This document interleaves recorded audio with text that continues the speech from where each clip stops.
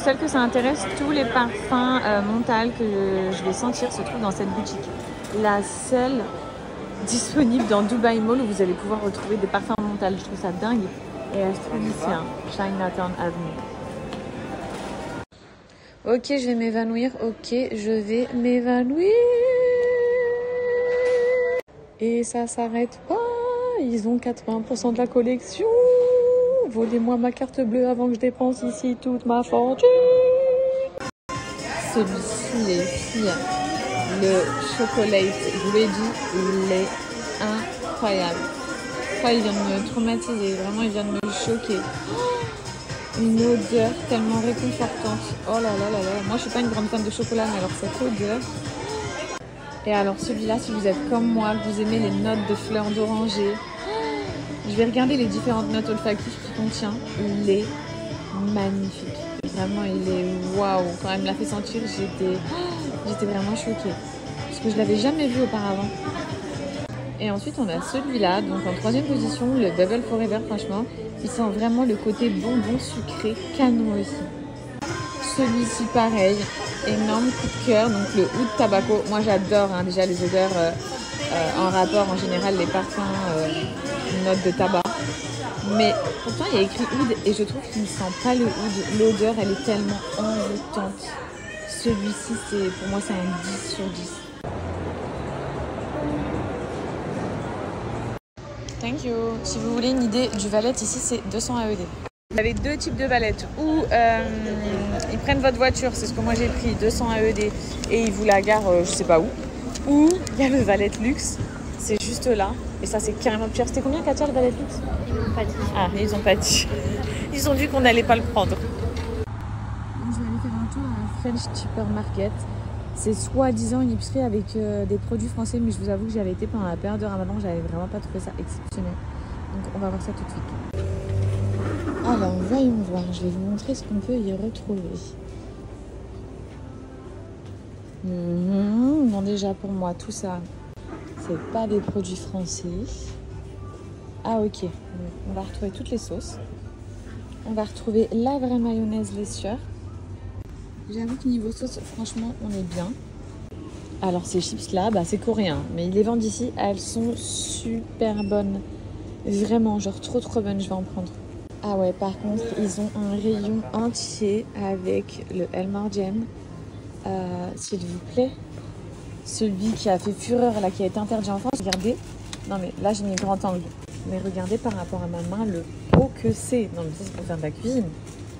Regardez la quantité. Ils vendent ça 129 AED. Comme ça, vous avez une idée. Il faut diviser le prix par 4. Ensuite, ils vendent les petits pots. C'est les petits pots. Hein. Moi, j'ai le pot moyen. Moi, j'ai cette taille-là. Voilà. Ça, c'est le classique que tout le monde s'arrache en France. Figurez-vous qu'il est à 9,50 €. Voilà, comme ça, vous avez une idée. Il coûte 9 € le gros pot. Ensuite, il y a les petits là qui sont moins chers. 29 AED. Vous divisez toujours par 4. Celui-ci, c'est pâte à tartiner noisette de cacao. Mais j'avais entendu que les gens, ils savaient pas trop quoi en penser. Donc, à tester. Et voilà, en gros, c'est la même chose jusqu'en bas. C'est vraiment le basique là, Bueno, qui remporte tous les prix qui sont partout.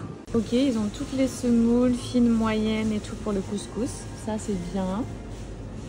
Vraiment, il y a grave du choix.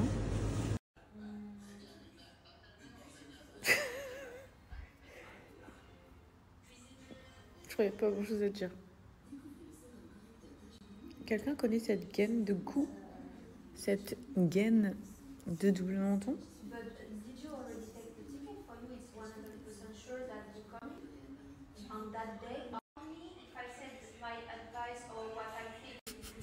Mais t'avais envie de rigoler quand tu m'as vu. Non mais t'avais envie de rigoler. Bon, je vous explique. Là, je suis en route, je suis en taxi. J'ai pas du tout snappé depuis ce matin. Je sais pas pourquoi ça fait 2 nuits que Suleiman il me réveille à des 1h30 du matin. Et il décide de plus dormir. Enfin bref. Donc là, regardez qui est à mes pieds. Il y a Elsie.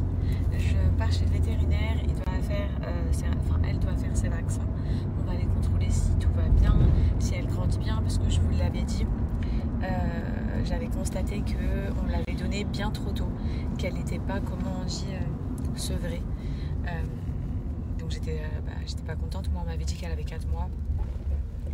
On m'avait dit qu'elle avait 4 mois. Et quand je l'ai récupérée, quand je l'ai emmenée chez le vétérinaire chez qui je me rends, là, qui sont spécialisés dans les sphinx, parce que sur Dubaï, il y a très peu de personnes qui ont des sphinx. Ils m'ont dit, ils ont gardé dans sa bouche et ils m'ont dit non, elle a seulement 2 mois. Et j'ai été choquée. Je leur ai dit, mais c'est vraiment pas bien et tout, qu'elle ait que 2 mois, c'est grave. Et ils m'ont dit, ouais, franchement, c'est pas bien et tout. Donc, ils n'avaient pas voulu la vacciner. Ils m'avaient dit, vous la ramenez à la maison. On peut pas lui faire ses vaccins maintenant parce qu'elle est trop petite et qu'elle est trop stressée. J'ai sorti les cheveux gras. J'étais trop dans le speed. Bref, je voulais vous dire quoi. Donc là, j'en ai pour 30 minutes de route. J'en ai pour 30 minutes de route. Je vous explique. Les sphinx, ici sur Dubaï, ils viennent principalement de Russie. Et ce vétérinaire, bref, il est russe tout. Donc ils ont tous les vaccins, from to Russia. En fait, ils m'ont expliqué. Elfie, elle vient d'une famille de chats, de sphinx russes. Okay, petit poulet, elle venait d'une famille. Je l'avais récupérée sur Dubaï, vous vous souvenez, ça faisait longtemps. Les cils que j'ai mis, ça va pas du tout. Bref, cheveux gras, cils qui vont pas. Petit poulet, elle venait d'Ukraine.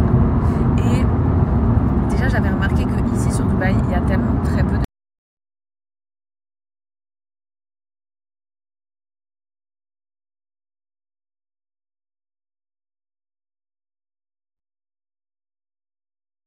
Donc, quand j'ai récupéré Elfie, on m'a dit, si vous voulez, vous allez dans les vétérinaires que vous souhaitez, qui se trouvent, il y en a partout sur Dubaï. J'en ai à 5 minutes de la maison.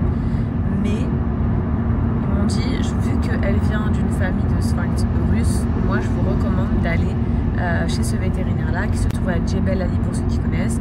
Moi je suis du côté de Downtown, je suis à 10 minutes de Downtown, centre du Burj Khalifa.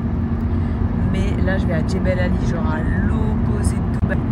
Et c'est pour ça que j'en ai pour 30 minutes, puisque je préfère aller là-bas. Et ce qu'ils m'ont dit, j'en sais rien.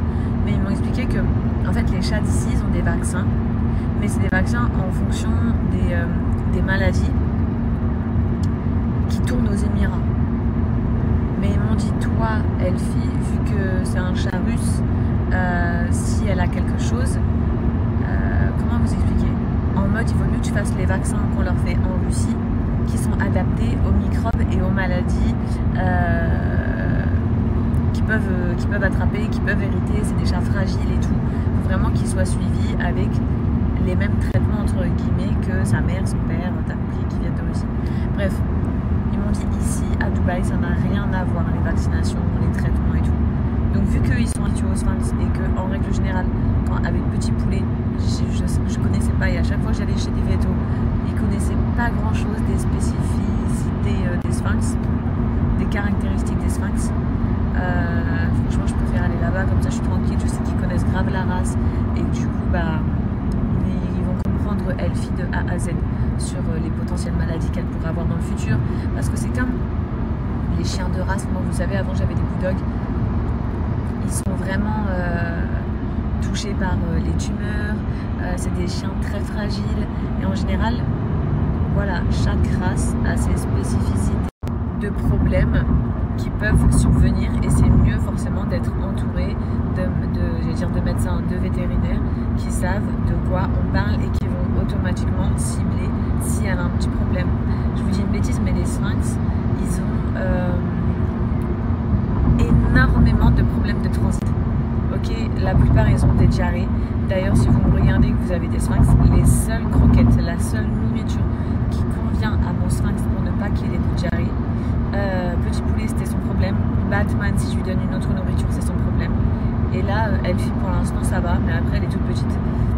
C'est les croquettes spéciales sphinx, Royal Canin. Toutes les autres nourritures que j'ai essayées ça passe pas. Donc c'est pour vous dire que le vétérinaire par exemple, ça il le sait, ouais les sphinx c'est normal, ils ont beaucoup de diarrhée, alors que moi quand j'avais été chez un autre vétérinaire il m'avait dit ouais c'est pas normal du tout, en gros elle doit être malade et tout, alors que non, ça représente juste 90% des sphinx et que du coup le top c'est de leur trouver une alimentation qui les aide. Regardez comment elle est trop mignonne. Toutous. Toutous. Elfie. En fait elle a 2 prénoms, je vous dis la vérité, elle a Toutous et Elfie. Toutous c'est juste pour l'appeler en mode t'as compris quand tu dis ton chat moumoun, elle c'est Toutous. Oh elle est trop mignonne, elle fait des petits câlins. à la porte. Elle est tellement gentille. Même s'il aime trop, il s'est abusé comment elle est trop mignonne et comment elle est trop gentille.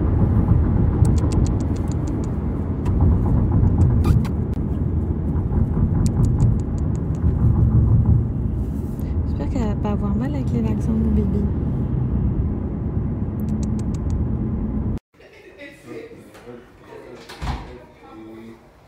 Have a seat, please. Yes, thank you. It's okay.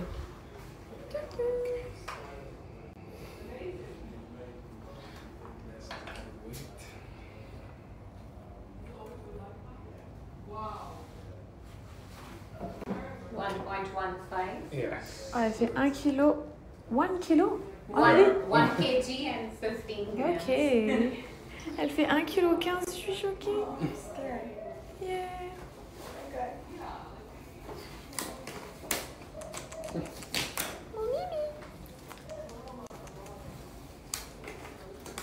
She is so unique. Yeah. Hello. Hairless man.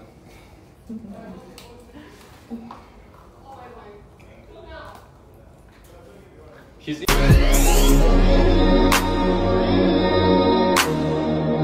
I'm 3 months and a half. Because here there is one teeth, smaller, start to grow. Last one. Okay. With this one we can determine. Elle est rentrée à la maison. Bon, elle va faire un gros dodo, je pense. Elle a l'air vraiment fatiguée depuis tout à l'heure. Batman, il va la voir, mais elle s'en fiche. Je viens de rentrer à la maison. Qu'est-ce que j'ai reçu? Les meilleurs sandwichs du monde. Vraiment, les Joe and Juice. Non, mais si tu connais pas... Oh là là là là là là là là.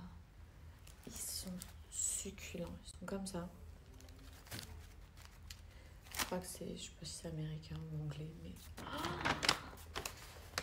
mais... Je vous redis ma recette, je les ai tous testés. Je vous redis quelle est le meilleur.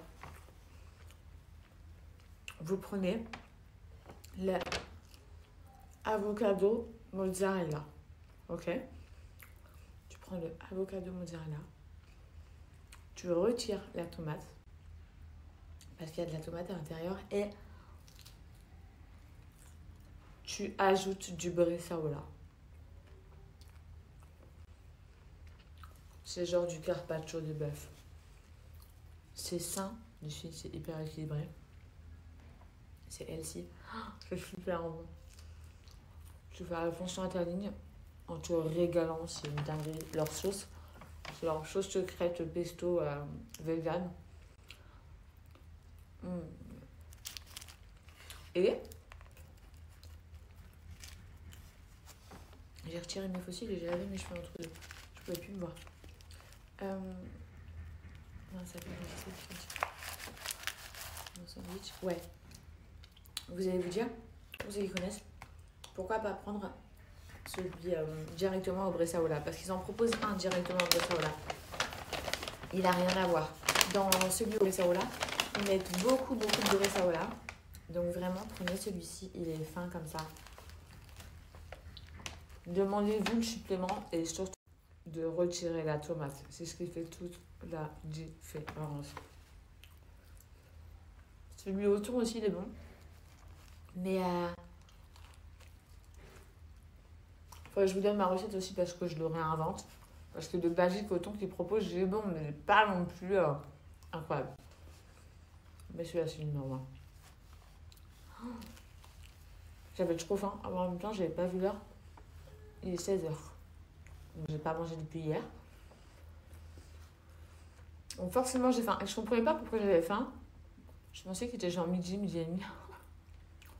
Et en fait, je sais que le midi, moi je mange mais j'ai pas l'appétit de manger. Vous voyez ce que je veux dire? Je mange parce qu'il faut manger, mais j'ai pas faim de base.